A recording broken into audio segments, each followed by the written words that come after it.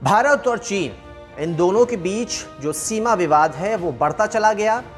China की ओर से भारत के जो इलाके हैं उस पर नजर गड़ाई गई तो भारत ने भी फौरन आंख उठाकर चाइना की तरफ देखा और साफ साफ ये कह दिया कि 1 इंच हिस्सा भी नहीं देंगे। खैर, ये मामला अब दोनों देशों के बीच बातचीत तक पहुंच गया है, लेकिन अंदर खाने भी कुछ ना कुछ जरूर चल रहा है। ऐसा क्यों? क्योंकि अब भारत ने अपनी सेना को बढ़ा दिया है। जो बॉर्डर इलाके हैं, चाइना से लगते हुए जो इलाके हैं, वहां पर सेना की मौजूदगी और ज्यादा बढ़ाई गई है। देखिए, भारत और चाइना, इन दोनों के बीच जो बॉर्डर है वो लाइन बहुत लंबी है। चाइना की ओर से कई बार हिमाकत की गई है, ड्रैगन ने कई बार फड़फड़ाने की कोशिश की है और शायद भारत को ये अच्छे से पता है कि चाइना जो है वो कभी भी चाल चल सकता है, लिहाजा भारत किसी भी तरह से चांस नहीं लेना चाहता है। और शायद यही वजह है कि आज भारत ने जो अपने सैनिक हैं उनकी जो अतिरिक्त तैनाती है वो चाइना से लगते हुए बॉर्डर में कर दी है। अब वो इलाके कौन कौन से हैं, वो एग्जैक्ट लोकेशन कौन कौन सा है और कितने संख्या में सैनिकों की बढ़ोतरी की गई है, ये हम आपको बताते हैं। भारत और चाइना के बीच सीमा की लंबाई कुल 3488 किलोमीटर है। ये सीमा लद्दाख, हिमाचल प्रदेश, उत्तराखंड, सिक्किम और अरुणाचल प्रदेश से होकर गुजरती है।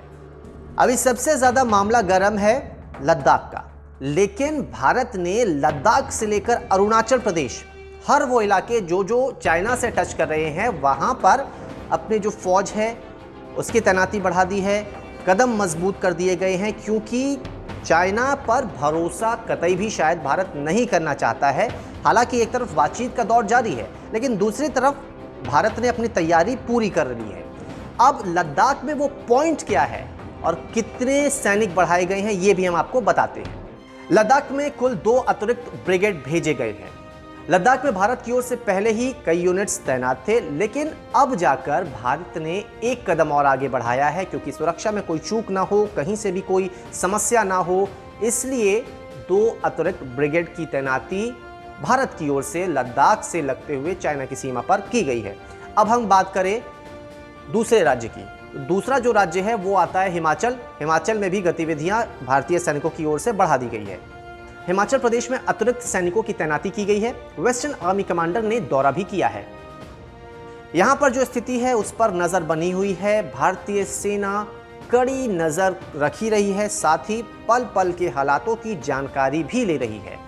अब बात करते हैं उत्तराखंड की, जहां पर जो भारतीय सेना है उसने एक स्टेप आगे बढ़ाकर जो 2 इलाके हैं वहां पर अपने जो सैनिक हैं उनको और भी मजबूत किया है।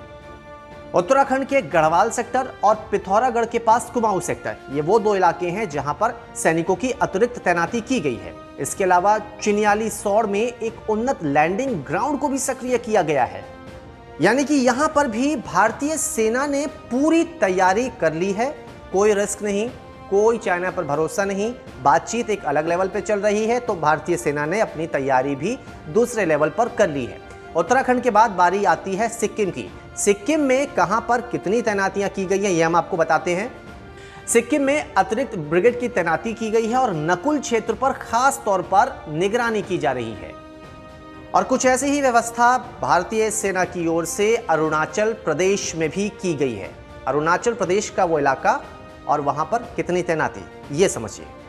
अरुणाचल प्रदेश के जितने पूर्वी सेक्टर हैं सभी में तैयारी भारतीय सेना की ओर से की गई है और खास करके पहाड़ों पर पैनी नजर है। ऐसा इसलिए क्योंकि इसके पहले भी हमले पहाड़ों के रास्ते ही हुआ करते थे। तो कुल मिलाकर बातचीत जो है वो दूसरे फेज में पहुंच चुका है, लेकिन भारत की ओर से तैयारी पूरी है, क्योंकि चीन ने भी कई बार हिमाकत की है।